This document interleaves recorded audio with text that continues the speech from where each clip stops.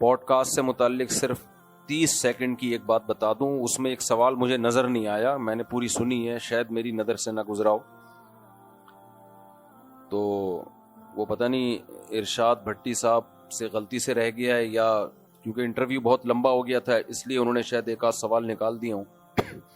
وہ مجھ سے یہ پوچھا تھا کہ شیخ الحدیث مولانا زکریا رحمۃ اللہ علیہ نے لکھا ہے کہ ہمارے والد صاحب ماں کی گود میں جب دودھ چھڑائے تو ایک پاؤ پارا حفظ کر چکے تھے. تو انہوں نے کہا آپ اس واقعے کو درست مانتے ہیں؟ میں نے کہا جی بالکل درست اس لیے مانتا ہوں کہ اس واقعے کو بیان کرنے والے قابل اعتماد ہیں اور واقعہ بھی ان کے گھر کا ہے. شیخ الحدیث مولانا زکریا رحمۃ اللہ علیہ کو ہمارے والد صاحب جانتے تھے. ہمارے والد صاحب نے حضرت شیخ الحدیث کے ساتھ, میرے والد صاحب کی بات کر رہا ہوں, وقت گزارا ہے. وہ ان کے تقویٰ, للہیت, ان کی عبادت بہت اچھی طرح جانتے نہیں تھے, دیکھا تھا, بلکہ علم مشاہدے پر مبنی تھا. اور صرف ایک ہمارے والد نہیں, والد صاحب بتاتے ہیں جب وہ اعتکاف میں بیٹھتے تھے تو مسجد میں پاؤں رکھنے کی جگہ نہیں ہوتی تھی. اور ان کی آپ بیتی میں بھی آپ ان کی عبادت کے واقعات دیکھیں. بہت عرصے تک وہ پاکستان اس لیے نہیں آ رہے تھے کہ تصویر کے جواز کی کوئی گنجائش ان کی سمجھ میں نہیں آ رہی تھی. بہت تقویٰ بہت تھا ان کے اندر. باقی یہ جو واقعہ ہے کہ والد صاحب نے 2 سال میں پاؤ پارا حفظ کر چکے تھے, تو ارشاد بھٹی صاحب نے جب مجھ سے پوچھا میں نے ان کو جواب دیا کہ اس سے زیادہ عجیب واقعہ حدیث میں ہے کہ ماں کی گود میں ایک شخص نے گواہی دی, ایک بچے نے, شخص نے نہیں بچے نے. حدیث میں آتا ہے پچھلی امتوں میں ایک شخص تھا جس پہ زنا کی جھوٹی تہمت لگ گئی. وہ عبادت گزار تھے بنی اسرائیل کے. ایک عورت کے ولد الزنا بچہ پیدا ہوا, اس نے بلی ڈال دی بزرگ کے اوپر کہ ان سے زنا ہوا ہے. تو لوگوں نے جا کے ان کا عبادت خانہ گرا دیا, توڑ پھوڑ دیا. تو اللہ تعالیٰ نے اس بچے کو زبان دی, ماں کی گود میں چند دن کا بچہ. وہ لوگ جب جمع ہوئے تو اس بچے نے کہا کہ جو میرا باپ ہے یعنی ناجائز باپ وہ فلاں چرواہا ہے, وہ یہ نہیں ہے. تو اب مجھے ایک بات بتاؤ, یہ اس بزرگ کی کرامت تھی یا نہیں تھی کہ اس کی پاک دامنی بیان کرنے کے لیے بچہ ماں کی گود میں بول رہا ہے, ایک بچہ بول رہا ہے ماں کی گود میں. تو جب ایک بچہ ماں کی گود میں بول سکتا ہے, جو کہ زیادہ مشکل کام ہے, کلیئر بول رہا ہے کہ وہ باپ ہے یہ باپ نہیں ہے, حالانکہ بچے کو پتا ہوتا ہے میرا باپ کون ہے, تو بچے کو نہیں پتا ہوتا. تو یہ بچے کی بھی کرامت ہے کہ بچہ ماں کی گود میں بول رہا ہے کہ میرا باپ فلاں ہے. بچے کو کیسے پتا چل گیا؟ تو بار بار یہ بات کلیئر ہو جانی چاہیے کہ کرامت کا صدور اصل میں کس سے ہوتا ہے؟ اللہ سے. اللہ کے لیے سب ممکن ہے. اور یہ بچہ پیغمبر تھوڑی تھا, نہ اس کی ماں پیغمبر, بلکہ ماں نے تو زنا کیا ہے. ان بزرگ کی کرامت ہے کہ اللہ بچے کو ماں کی گود میں قوت گویائی عطا کر رہے ہیں. جبکہ شیخ الحدیث کا جو واقعہ ہے ان کے والد کا کہ ماں کی گود میں 2 سال میں 1 پاؤ پارا حفظ کر لیا, یہ تو رٹ کے سن کے بچہ کنٹینیو جب کوئی بات بار بار سن رہا ہوتا ہے تو یہ تو سائنٹیفکلی ممکن بھی ہے کہ وہ رٹے رٹائے کلمات اپنی زبان سے نکال لے. یہ تو سائنٹیفکلی ممکن بھی ہے. اس کو کرامت ماننے میں کیا حرج ہے؟ پھر وہی بات ہے, جن کے ہاں بزرگ نہیں ہوتے ان کو یہ باتیں سمجھ میں نہیں آتی. ہم لوگ کا پورا سلسلہ ہے صحابہ تابعین سے لے کے سینہ بسینہ, اس لیے ہمارے ہاں کرامتوں کی بھرمار ہے. ہاں ہم یہ ضرور کہتے ہیں کہ کرامت کا ثبوت کسی مستند ذریعے سے ہونا چاہیے, ورنہ نہیں مانی جائے گی اس کو. اور جس کے سے صادر ہو اس کا بزرگ ہونا بھی ثابت ہونا چاہیے. اور تیسری بات یہ, بلکہ بزرگ ہونا بھی ضروری نہیں ہے, کسی بزرگ کی برات کا اعلان کے لیے بھی ہوتا ہے. وہ بچہ بزرگ تھوڑی تھا جو ماں کے گود میں بول رہا ہے. ثبوت اوتھینٹک ہونا چاہیے اس کا, اور قرآن و سنت کے خلاف کوئی بات نہ ہو اس میں. یعنی ان کرامتوں کو کے واقعات سنا کے آپ لوگوں کو قرآن و حدیث کے اگینسٹ نہ لے کے جا رہے ہوں. ہمیں لوگ یہ بھی کہتے ہیں یہ کرامتوں کے واقعات سنا کے لوگوں کو قرآن و سنت سے ہٹاتے ہیں. نا نا نا نا نا, کرامتوں کے واقعات سنا کے ہم لوگوں کو قرآن و سنت پہ ایمان پر مضبوط کرواتے ہیں, نہ کہ قرآن و سنت سے ہٹاتے ہیں. ہٹانا الگ چیز ہے. ہٹانے والے کیسے ہٹاتے ہیں؟ جب کرامتوں کے واقعات سناتے ہیں تو شرک پھیلاتے ہیں, اس سے بدعتیں پھیلاتے ہیں. وہ بولتے ہیں تم فلاں بزرگ جو قرآن و حدیث کے خلاف باتیں کرتے ہیں تم ان کو بزرگ نہیں مانتے, حالانکہ ان کے ہاتھ پہ تو یہ کرامت صادری, حالانکہ ان کے ہاتھ پہ تو یہ کرامت صادری. بھائی کسی کے بزرگ ہونے کے لیے کرامت نہیں ہوگی, بزرگ ہونے کے لیے قرآن و سنت پہ چلنا ضروری ہے. کسی کی کرامتیں دکھا کے ہمیں یہ ثابت کرو کہ اب ہم اس کی ہر بات کو ماننا شروع کر دیں, یہ نہیں ہوگا. جو بات قرآن و حدیث سے ثابت ہوگی مانی جائے گی, جو قرآن و حدیث کے اگینسٹ ہوگی رد کر دی جائے گی, چاہے کسی بزرگ کے ہاتھ پہ کروڑہ کرامتیں ہوں. فالو کس کو کرنا ہے؟ قرآن و سنت کو. یہی اعتدال والی رائے ہے اور ہمارے سب اکابر کی یہی رائے ہے. تو یہ کمپلیٹ ہو گیا. وہ انہوں نے, مجھے لگتا ہے کہ شاید لمبا ہو گیا تھا, بہت پوڈ کاسٹ بہت لمبی ہو گئی, تو شاید یہ نہیں ہے نا اس میں, اس پوڈ کاسٹ میں, تو یہ شاید انہوں نے نکال دی اس خوف سے کہ بہت زیادہ طویل ہو گئی یہ بحث. تو مجھے یہ ایک امپورٹنٹ بات تھی, تو اس لیے میں نے اس کو مارکیٹ میں, کیونکہ یہ بات بھی سوشل میڈیا پہ چل رہی ہے اور اس کو بھی بہت اچھالا جاتا ہے کہ 2 سال میں دودھ کیسے پی لیا انہوں نے, 2 سال میں وہ حفظ کیسے کر لیا. اور کل میرے جو اپنے شیخ ہیں مفتی عبد الرحیم صاحب, انہوں نے اس سے ملتی جلتی کرامت اپنے گھر کی بتائی ہے, لیکن میں بھی بتا نہیں رہا آپ لوگوں کو, وہ بھی اس سے ملتی جلتی ہے, لیکن اس لیے نہیں بتا رہے کہ بھائی ہم ان قصوں میں ڈالنا نہیں چاہتے آپ کو کہ ایک بحث چھڑ جائے کہ وہ بھائی مفتی طارق مسعود صاحب کے بزرگ کی بھی کرامت آ گئی سامنے, فلاں کے بھی کرامت آ گئی. تو میں نے اکثر و بیشتر اپنے واقعات میں, اپنے بیانات میں کرامتوں کے واقعات نہیں سناتا, اور ہمارے اکابر بھی نہیں. اب جو کتاب میں جب کرامتیں جمع ہوں گی پھر تو بھائی بہت ساری نا, وہ تو اکٹھی کر دی جائیں گی, تو اس سے تو پھر ایسا ہی لگتا ہے پوری امت میں کرامتیں ہی ہوتی رہی ہیں. وہ ایسا نہیں ہے, وہ مؤلف نے کیا کر دیا, ان سب کو ایک جگہ جمع کر دیا. چلو بھائی, آج ہم نے 26واں پارہ پڑھا ہے. کچھ ہمارے ساتھ بھی ہوئی ہیں کرامتیں, لیکن ہم بتاتے نہیں. میرے ساتھ بھی ہوئی ہیں, لیکن مجھے پتا ہے میں اعمال میں کتنا کمزور ہوں. میں اس لیے نہیں بتاتا کہ یار میرے جیسا نالائق آدمی کو لوگ نیک سمجھنا نہ شروع کر دیں کہیں, اس سے میرا بیڑا غرق ہونے کا خطرہ زیادہ ہے. تو اپنے اعمال تو پتا ہوتے ہیں انسان کو کہ ہم ہیں کتنے پانی میں, اور 2-4 کوئی ایسے کوئی بہت راکٹ سائنس کرامت نہیں ہے. کوئی آپ سمجھے کہ میں بھی تخت اٹھا کے لے آیا تھا اور جو ہے وہ, یا وہ کوئی اس طرح کے بہت کوئی راکٹ سائنس نہیں ہے, وہ اچھمبے کا واقعہ ہی ہے. وہ عام طور پہ ایسا ہوتا نہیں ہے, لیکن میں اس لیے نہیں بیان کر رہا, ہمیں اپنی اوقات معلوم ہے. اور یہ بھی ہو سکتا ہے کہ کوئی اتفاق سے ایسا ہو گیا ہو, کیا خیال ہے, تو اس لیے ہم بیان نہیں کرتے. تو وجہ یہی ہے کہ ہمیں پتا ہے ہم کتنے پانی میں ہیں. ہمیں لوگوں میں یہ شو کرو کہ ہم بہت نیک ہیں, جبکہ ہو نہیں, نارمل ہیں جتنے آپ لوگ ہیں. ایسا نہ ہو کہ ہم کوئی چرس پر پیتے ہیں چھپ کے, کہ آپ سمجھو کہ اچھا ہم تو آپ کو نیک سمجھ رہے تھے. جیسے آپ لوگ ہیں ویسے ہی کیا ہے ہم بھی ہیں. تو اور نیک بنا کے کرنا کیا ہے بھائی, حساب کس کو دینا ہے؟ اللہ کو. نیک نہیں ہوئے پھینٹی پڑے گی وہاں پہ صحیح ہے. اور اگر نیک نہ ہوئے, لوگوں نے نیک سمجھا, تو زیادہ خطرہ ہے پھینٹی پڑنے کا. اس لیے سیدھے قرآن و سنت بیان کرو, ہم سب مل کے اس پہ چلنے کی کوشش کریں. کمی کوتاہی آج ہو تو سب مل کے معافی مانگیں. اس لیے ہم نے تو کبھی یہ کہا ہی نہیں ہمیں نیک سمجھو, کیونکہ ہمیں پتا ہے یہ بڑا خطرناک مسئلہ ہو جائے گا اگر مجھے نیک سمجھنا شروع کر دیا, اور خدا نخواستہ اللہ نہ کرے میری زبان سے کوئی غلط بات ہو گئی, میرے عمل سے کوئی غلط بات ہو گئی, تو پھر سب چوڑے میں آئیں گے اور اللہ بھی پکڑے گا. اس دن تو بڑی باتیں کر رہا تھا تو. اس لیے بھائی یہ سب وما ابرئ نفسی, پیغمبر نے کہہ دیا ہم اپنے نفس کو بری نہیں کرتے, تو ہم کس کھیت کی مولی ہیں. یہ وہی بات ہو گئی جو میں نے کہی تھی نا کہ حاکم ظالم ہو یا عادل ہو, ہم نے کرنا کیا ہے. اس کو لوگ کتنا غلط لے کے گئے. بھائی کرنا کیا ہے کا مطلب یہ ہے کہ ہم نے اطاعت تو بہرحال کرنی ہے جائز چیزوں میں حاکم کی, چاہے وہ نیک ہو چاہے وہ پرہیزگار ہو. اس سینس میں کہا ہے کہ کرنا کیا ہے. میں نے کیا ہوا, ہاں بچے ابھی بتا رہا ہوں یہ بات مکمل ہو جائے ابھی. تو کرنا کیا کا مطلب بغاوت تو ہم نے کرنی نہیں ہے, اور جائز چیزوں میں تو اس کی اطاعت کرنی ہے. تو اس تحقیق کی کیا ضرورت ہے کہ نیک ہے کہ برا ہے. ہاں الیکشن میں تحقیق کرو کہ ووٹ کس کو دینا ہے. جب بن گیا تو بھائی ہماری بلا سے نیک ہو یا پرہیزگار ہو, میری بلا سے میرے لینا دینا کیا ہے اس سے. ہمیں تو شریعت کہہ رہی ہے بھائی جو بھی جائز کام حاکم آرڈر دے گا تو اس کو ماننا ہے. ابھی لوگ یہاں سیدنا حسین علیہ السلام کو رضی اللہ عنہ کو لے آتے ہیں کہ پھر حضرت حسین بھی خاموش بیٹھے رہتے. حضرت حسین خاموش ہی تھے, کوئی بغاوت کے لیے نہیں نکلے. کوفہ سے ان کو خط ملا, خطوط آئے کہ تفتیش احوال کے لیے آپ ان خطوط کی بیس پہ وہاں گئے ہیں, تفتیش کے لیے گئے ہیں, بغاوت کے لیے نہیں گئے ہیں. اگر بغاوت کے لیے جاتے تو پوری فوج لے کے جاتے, اپنے گھر کی پاک دامن خواتین اور بچوں کے ساتھ نہ جاتے وہ.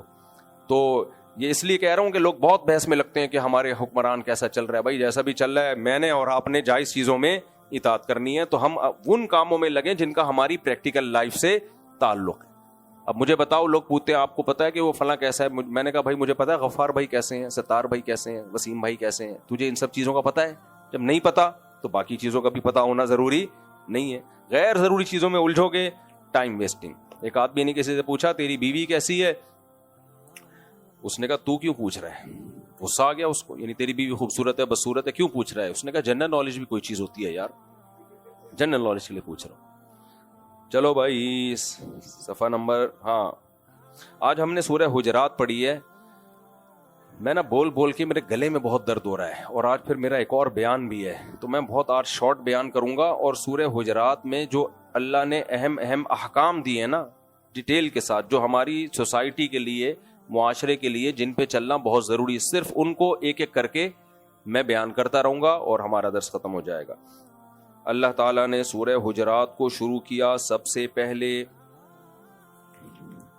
لا تقدموا بین یدی اللہ ورسولہ, اے ایمان والو اللہ اس کے رسول سے آگے نکلنے کی کوشش مت کرو. کیا مطلب؟ اپنے خاندان, اپنے کلچر, اپنی پرمپرا, یہ سب چیزیں شریعت سے پیچھے رہیں, شریعت کو کراس مت کرو.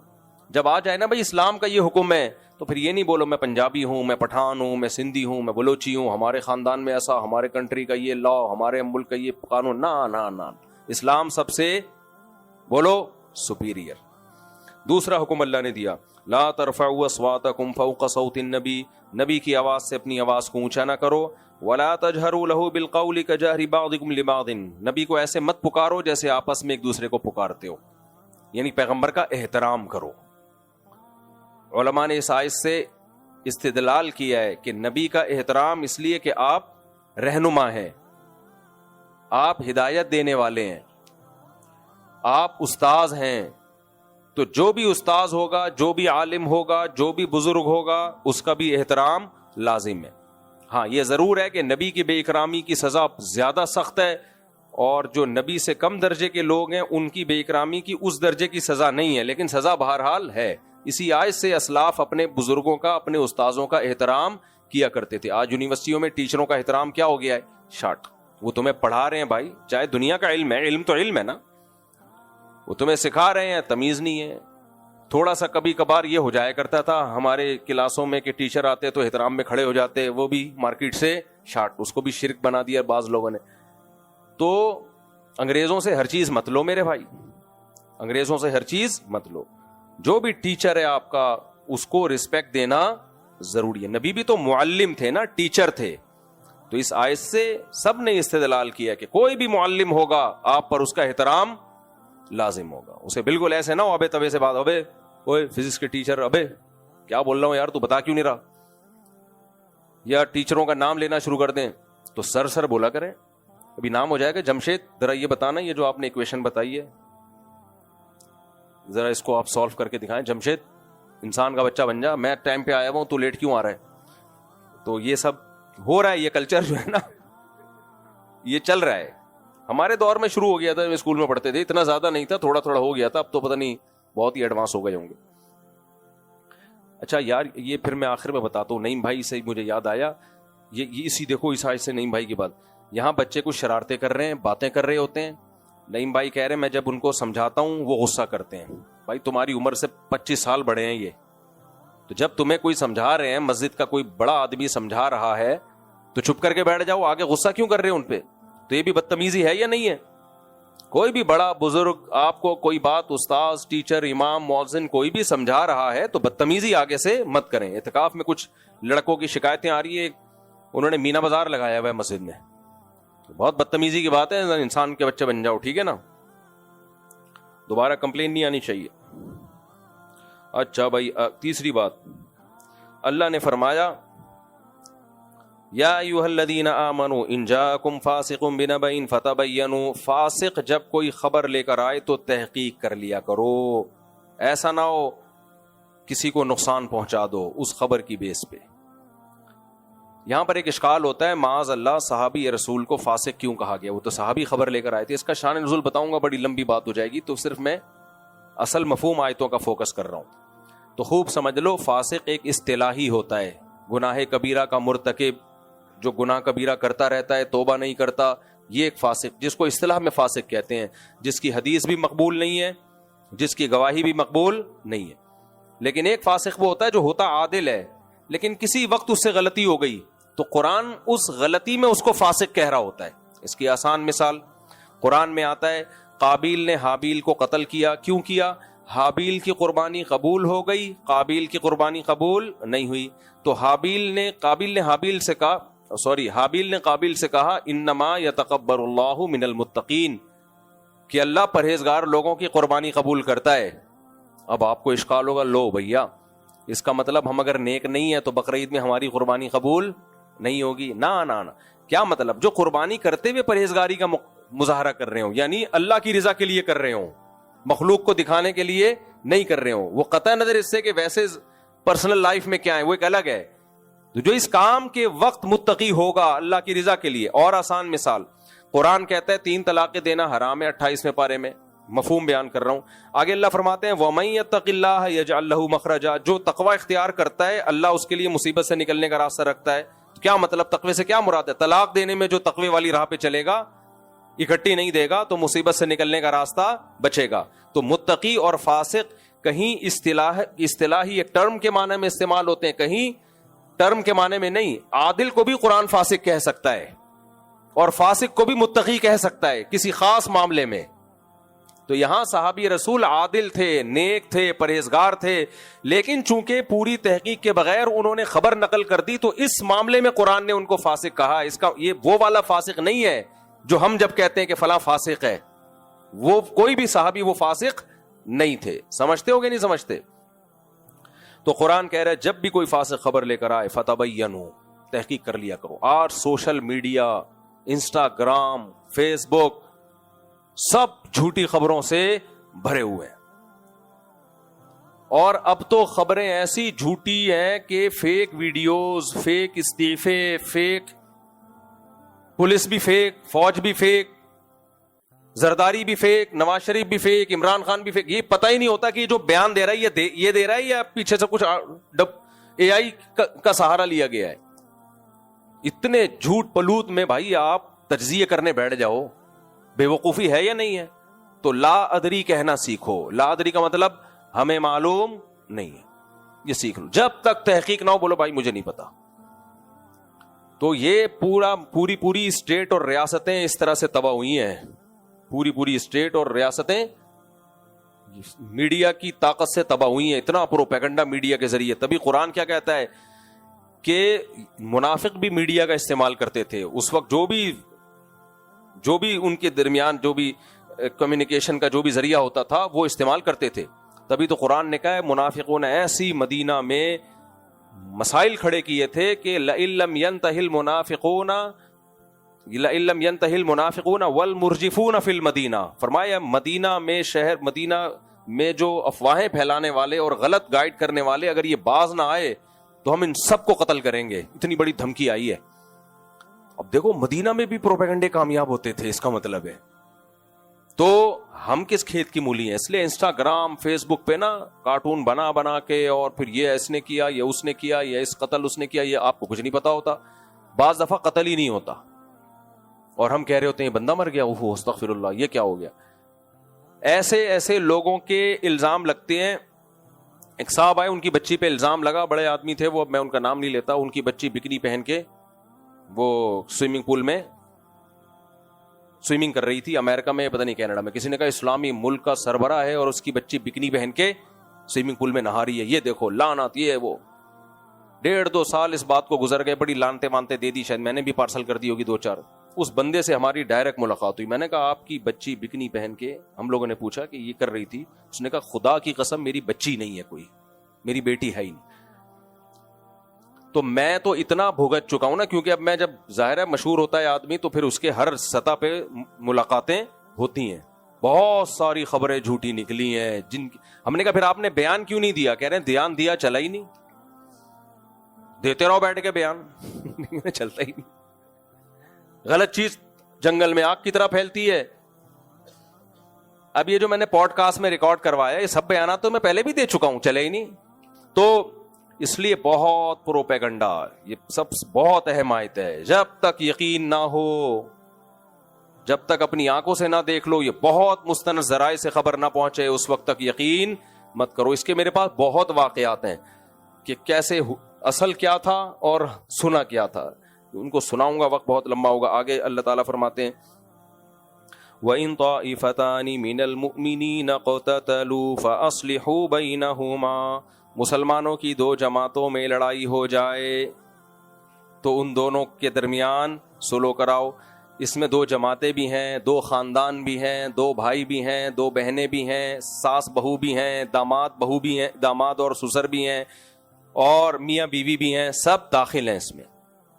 قرآن میں دوسرے مقام پہ بھی اللہ نے فرمایا لا خیر فی کثیر من نجواہم الا من امر بصدقۃ او معروف او اصلاح بین الناس, لوگوں کے درمیان کیا کرایا کرو, صلح. اور قرآن یہ بھی کہہ رہا ہے کہ اگر دونوں جماعتیں لڑ پڑیں, قتال کریں, تو دونوں جماعتوں کو قرآن مومن کہہ رہا ہے. تو اس سے پتہ چلتا ہے بھائی حضرت علی اور سیدنا معاویہ کی لڑائی میں دونوں کیا تھے, مومن. اور صحابہ اسی آیت کی روشنی میں ایک جماعت ایسی تھی جو دونوں کے درمیان صلح میں لگی ہوئی تھی. سمجھتے ہو کہ نہیں سمجھتے؟ میں نے اس سے کہنا تھا, کیا نام ہے یہ بھائی ارشاد بھٹی سے, کہ 2812 کا کیوں نہیں پوچھا تم نے, وہ نہیں پوچھا. اس پہ تو بالکل کلین بولڈ ہو جانا تھا جہلم والی سرکار نے, تو وہ نہیں پوچھا. دیکھتے ہیں دوبارہ کوئی موقع ملے تو 2812 بھی. اصل تو پوچھنے کی چیز یہ تھی 2812, اس میں جب جواب جاتا مزہ نہ آئے پیسے واپس. اچھا میرے بھائی انشاءاللہ, چلو میرے بھائی فَإِن فَاءَتْ فَأَصْلِحُوا بَيْنَهُمَا بِالْعَدْلِ وَأَقْسِطُوا, اللہ فرماتے ہیں ان کے درمیان, ہاں فَأَصْلِحُوا بَيْنَهُمَا, صلح کی کوشش کرو. فَإِن فَاءَتْ فَإِن بَغَتْ إِحْدَاهُمَا عَلَى الْأُخْرَى, اگر صلح کی کوشش ناکام ہو جائے تو دیکھو باغی گروہ کون سا ہے. دیکھو بغاوت کے بھی ایک ٹرم ہے, اصطلاحی معنی میں بغاوت کہتے ہیں ریاست کے اگینسٹ جانا, لغوی معنی میں بغاوت کا مطلب سرکشی. اور ہمیشہ لغوی معنی میں بغاوت کا مطلب سرکشی بھی نہیں ہے. بعض دفعہ بغاوت کا مطلب یعنی یہ بغا یبغی کا مطلب چاہنا بھی ہے. یبغون فی الارض, جو چاہتے ہیں زمین میں. تو یبغون باغی بہت کثیر معنی میں, یہ اردو والا باغی ہمیشہ قرآن میں اردو والا باغی نہیں ہوتا.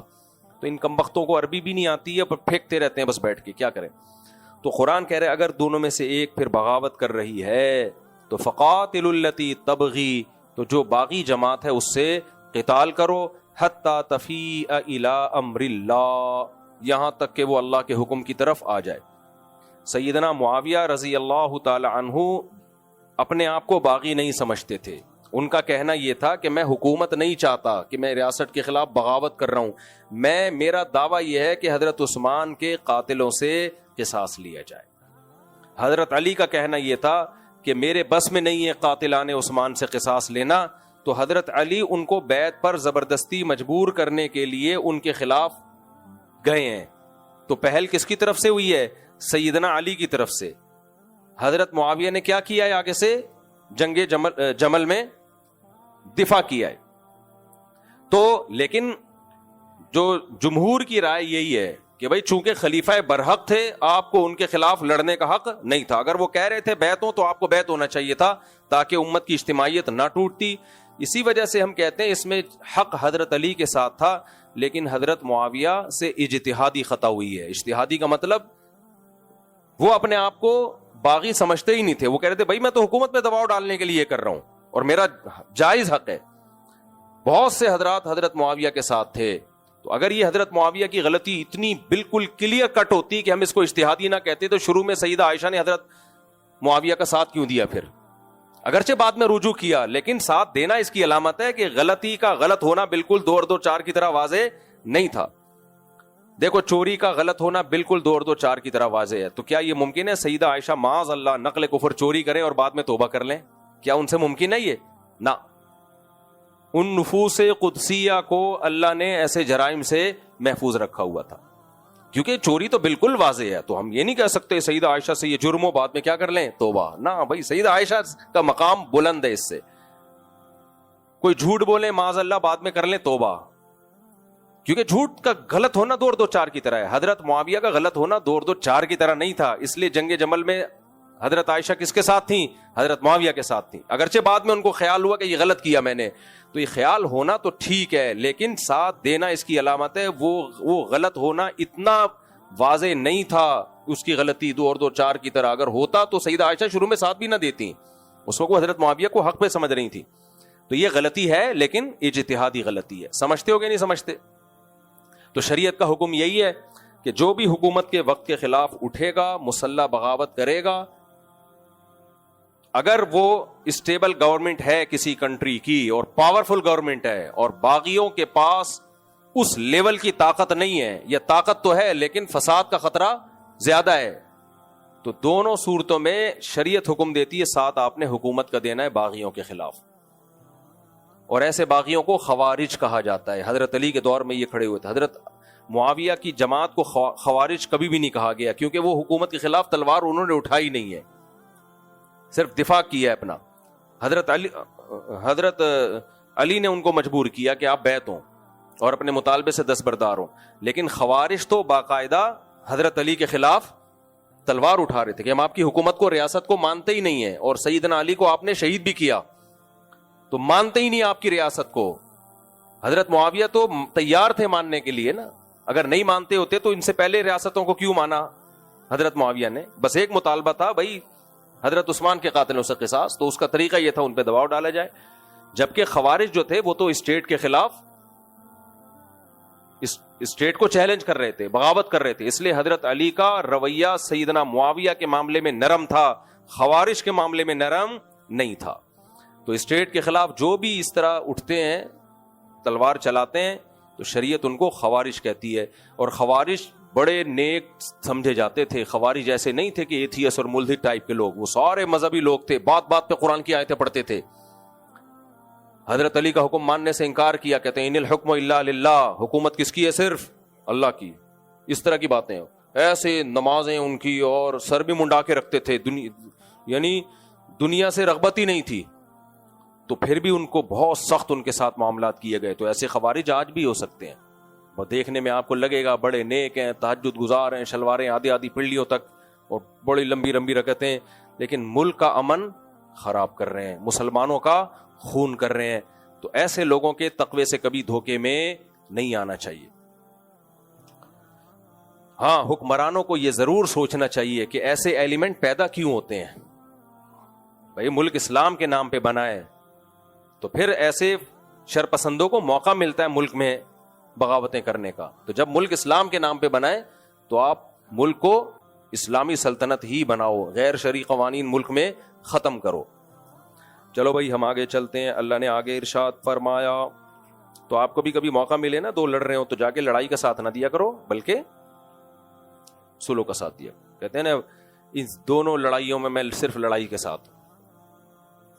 یا ایھا الذین آمنوا لا یسخر قوم من قوم عسى ان یکونوا خیرا منهم, اللہ نے فرمایا ایمان والو تم میں سے کوئی کسی کا مذاق نہ اڑائے. تمسخر لوگ اڑا رہے ہوتے ہیں, مہاجر ایسے ہوتے ہیں, پٹھان ایسے ہوتے ہیں, پنجابی ایسے ہوتے ہیں, سندھی ایسے ہوتے ہیں. بھائی اللہ نے اس پر کیا لگا دی ہے؟ پابندی. کون کیسا ہے یہ اللہ کو پتا ہے. فرمایا عسى ان یکونوا خیرا منهم, ہو سکتا ہے وہ تم سے بہتر ہو. آج تمہیں اس قوم میں ایک برائی نظر آ رہی ہے, لیکن ہو سکتا ہے اس میں وہ اچھائیاں ہوں جو تمہاری قوم میں نہ ہو. انسان اپنی قوم کی خوبیاں دیکھتا ہے, خامیاں نہیں دیکھتا. دوسری قوم کی خامیاں دیکھتا ہے, خوبیاں نہیں دیکھتا. تو اللہ نے کہا یہ چھوڑ دو. ایسے قوموں پہ لطیفے بنانا بھی جائز نہیں ہے, قوموں پہ جو لطیفے بنتے ہیں. آگے اللہ نے فرمایا ولا نساء من نساء, عورتیں بھی عورتوں کا مذاق نہ اڑائیں. اللہ نے قوم میں تو سب عورتیں خود بخود آ گئی نا, لیکن اللہ نے خواتین کو الگ سے اس لیے ذکر کیا کہ یہ کام خواتین میں جو بیان سن رہی ہیں ان کے, اللہ نے تو جو بیان سن رہی ہیں ان کو بھی شامل کیا ہے. تو میں کیسے کر دوں, خواتین میں تھوڑا زیادہ ہوتا ہے. کوئی موٹی ہے تو اس کا مذاق اڑانا, کوئی ٹھگنی ہے تو اس کو ٹھگنی ٹھگنی کہنا, کوئی ہدیہ بھیجا اس نے تو اس کے ہدیے میں عیب نکالنا, تو یہ بھی بہت غلط. بھائی جس کو اللہ نے جیسا بنایا بس بنایا. اور یہ نندو بھابھیوں میں تو بے انتہا ہوتا ہے, اللہ کی پناہ. کوئی بیچاری شریف لڑکی کسی خاندان میں چلی جائے نا اور اس کو تھوڑی تیز نندے اور بھابیاں مل جائیں, اس کو ڈپریشن سے قتل کر دیتی ہیں. ایسی آنکھیں مار مار کے نا, دیکھا جیسے میک اپ دیکھ رہی ہو اس کا, اپنے آپ کو پتہ نہیں کیا سمجھتی ہے, پورا ڈسٹیمپر کا ڈبہ لگا کے آ گئی ہے. اس طرح کی باتیں گھروں میں بہت چل رہی ہوتی ہیں. اس کو دیکھا ہنس ہنس کے, یہ لگتا ہے اس کا نیچرل اسٹائل نہیں ہے, اترا رہی ہے. تو یہ نہیں کیا کرو بھائی. اس سے جو بیچاری کمزور لڑکیاں ہوتی ہیں نا, وہ بہت دل پہ لے کے جا رہی ہوتی ہیں, اور یہ وہ جرائم ہے جو پکڑائی میں نہیں آتے. ایک طنز مارا نکل لی ہے. شوہر کو کیا پتا چلے گا جب وہ شام میں گھر آئے گا کہ میری بہنوں نے میری بیوی کے ساتھ کیا سلوک کیا ہے, کیا کیا باتیں کی ہے, کیا ٹاؤنٹنگ کی ہے, کیا ٹارچر کیا. یہ چیزیں نہ ریکارڈ میں آتی ہیں نہ سمجھانے پہ سمجھ میں آتی ہیں. تو جس پہ گزرتی ہیں اس کو پتا ہوتا ہے. تو ایسے کچوکے لگا رہے ہوتے ہیں. ایک صاحب نے بتایا کہ میری بہن جب گھر میں آتی ہے میرا اپنی بیوی کے ساتھ پھڈا ہوتا ہے. گھر میں بہن رہی ہے, پھڈا کس کے ساتھ ہو رہا ہے؟ کیوں؟ کچھ نہ کچھ الٹا سیدھا وہ بول کے جائے گی. میاں بیوی کی اپنی زندگی ہوتی ہے, ایک دوسرے کی خامیاں برداشت کر رہے ہوتے ہیں. آدمی کو پتا ہے میری بیوی میں اگر یہ خامی ہے تو یہ خوبی بھی ہے, کوئی بات نہیں یار, اب گزارا چلاؤ, بچوں کی ماں ہے, اب کیا میں. مفتی صاحب تو باتیں کرتے ہیں 4 شادیوں کی, ایک اتنی مشکل ہے, اور مفتی صاحب چھوڑ کے تھوڑی کہتے ہیں کہ طلاقیں دے کے کرو. تو لیکن اب جب بہن گھر میں آتی ہے وہ پھر وہ دیکھتی ہے کہ جو عیب مجھ میں نہیں ہے اس میں کیوں ہے. میں تو اپنے سسرال میں کپڑے بھی دھوتی ہوں, میں تو اپنے سسرال میں اپنے میاں کو ٹائم پہ پراٹھا بھی بنا کے دیتی ہوں, میں تو پراٹھا بھی ایسے نہیں بناتی جیسے ہی بناتی ہے. اور بھائی تو جو کچھ کرتی ہے نا اپنے سسرال میں جا کے کیا کر, ادھر آ کے تو کمنٹری نہ کیا کر. تو ہماری معلومات میں اضافہ, یہ گھر میں بتا دو, حقیقت بتاؤ, مذاق نہ سمجھو اس کو. طلاقیں ہوتی ہیں, زندگیاں برباد ہوتی ہیں. تم جو کرتی ہو وہاں کیا کرو, ادھر آ کے مت دیکھا کرو کہ کچن میں کیا ہو رہا ہے, پراٹھا کیسے بن رہا ہے کہ نہیں بن رہا ہے, ٹائم پہ بن رہا ہے نہیں بن رہا. چھوڑ دو یہ باتیں. بہت اچھی تم اپنی ساس کی خدمت کرتی ہو, بس کافی ہے. یہاں آ کے یہ باتیں مت دیا. ہوگا یہ کہ اس کے اندر جو خوبیاں ہوں گی وہ آ کے شیئر کرے گی, اور اس کے اندر جو خوبیاں ہوں گی وہ اس کو وہ دیکھے گی نہیں. بھائی کچھ کام یہ کر رہی ہوگی جو تو نہیں کر رہی ہوگی. بہت سے کام ایسے ہوں گے بھائی جو تیری بھابھی ہے وہ ہو سکتا ہے اس کے اندر بہت ساری خوبیاں ہوں, شکل ہی دیکھ لے, کمپیئر کر لے اپنے آپ کو اس سے. تو بہت ساری عین ممکن ہے بھائی اس میں خوبیاں ہوں جو آپ میں نہ ہوں. تو اس لیے آپ اپنی خوبیوں کو اس سے کمپیئر کر رہی ہو کہ میں یہ بھی کرتی ہوں, یہ تو یہ نہیں کرتی, میں یہ بھی کرتی ہوں. بھائی ہو سکتا ہے کچھ کام وہ کرتی ہو جو آپ نہ کرتی ہو. تو اس لیے قرآن کا حکم ہے عسیٰ ان یکن خیرا منہن. اللہ فرماتے ہیں عورتیں ایک دوسرے کا مذاق نہ اڑائیں, تمسخر نہ کریں. ہو سکتا ہے جس کو برا بھلا کہا جا رہا ہے, مذاق اڑایا جا رہا ہے, وہ تم سے بہتر ہو. اچھا بھائی, ولا تلمزوا انفسکم ولا تنابزوا بالالقاب. تانے مت دیا کرو اور برے ناموں سے ایک دوسرے کو مت پکارا کرو. چڑ بنا لینا, البتہ وہ چڑ جس سے دوسرے کو تکلیف نہیں ہو رہی, پھر وہ چڑ نہیں ہوتی. کچھ لوگوں کے نام مشہور ہو جاتے ہیں, ان کو اس سے کوئی غرض نہیں ہوتا. ہوتا نا ایک زمانے میں روزانہ اخبار میں آتا تھا فلاں لنگڑا مارا گیا, پولیس مقابلے ہوتے تھے دہشت گردوں سے, فلاں کاڑا مارا. اس کو کاڑا کہنے میں خوشی ہوتی تھی. یہ جتنے بڑے بڑے دہشت گرد ہیں یہ کہتے ہیں ہمارے نام کے ساتھ کچھ لگاؤ. اچھا, حاجی بھی بہت لوگوں کے نام کے ساتھ لگا ہوتا ہے. تو 3 ایسے میں لوگوں سے مختلف وقتوں میں ملا ہوں. ایک حاجی فلاں, میں نے کہا یار حاجی فلاں ماشاءاللہ بہت سارے حج کیے ہوں گے انہوں نے. وہ حاجی فلاں, وہ حاجی فلاں.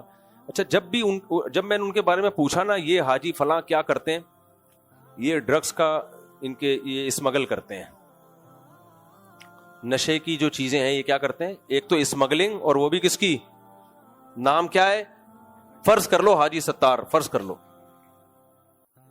یہ کون ہے جی, یہ ہیروئن کہ ان کے پورے شپ میں ہیروئن بھر کے جاتی ہے. نام کیا ہے, حاجی عبد الغفار. یہ جناب یہ کہ یہ چرس جو ہے نا, چرس اس کا بزنس ہے ان کا. نام کیا ہے, حاجی عبد الستار. یہ نام میں فرضی لے رہا ہوں. تینوں کے نام کے ساتھ کیا لگا ہوا ہے, حاجی. صحیح ہے بھائی, تم صحیح ہو یار, چرس بانٹ رہے ہو, پھر بھی تم کیا ہو. اور حلیہ بھی حاجیوں والا, ہاں صرف یہ نہیں، ایسے سفید ٹوپی کاٹن کلف، لگ رہا ہے ابھی جمعے کی نماز پڑھنے کے لیے جا رہا ہے تیار. خیر چلو میرے بھائی، تو اللہ فرماتے ہیں وَلَا تَنَابَزُوا بِالْأَلْقَابِ، برے ناموں سے یاد نہ کیا کرو. آگے اللہ نے فرمایا اجتنبوا کثیرا من الظن، اے ایمان والو بدگمانی سے بچو. یہ بہت اہم آیتیں ہیں. اور ان بعض الظن اثم ولا تجسسوا ولا یغتب بعضکم بعضا. میرا خیال ہے میں کافی تھک گیا ہوں، اصل میں مجھ سے بولا نہیں جا رہا، میرے گلے میں بہت درد ہو رہا ہے، تو میں تھوڑا ریسٹ کروں گا، پھر میرا بھی ایک اور بیان ہے. آج ہم اس کو یہیں روکتے ہیں. باقی انشاءاللہ یہ بہت اہم صورت ہے، اس کو جلدی نہیں چلانا. اللہ عمل کی توفیق